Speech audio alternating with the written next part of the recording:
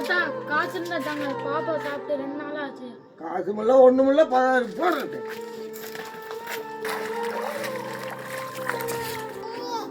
அண்ணா பாப்பா பசியில் அழுகுது, பால் வாங்க காசு இருந்தா கொடுங்க, இல்லாட்டி சாப்பாடு.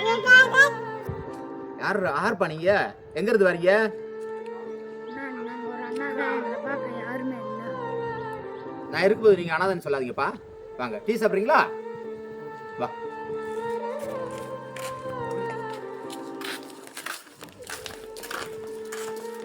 புரிச்சட்டா?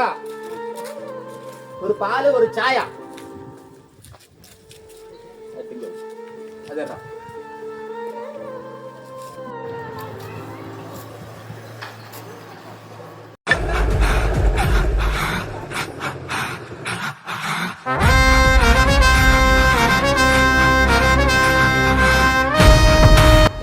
பாம்பேக்கு ஒரு 3 டிக்கெட் போடுப்பா ட்ரெயின்ல. அநாத குழந்தைகளின் கஷ்டத்தை பயன்படுத்தி பணம் சம்பாதிக்க இப்படியும் சில மனிதர்கள்.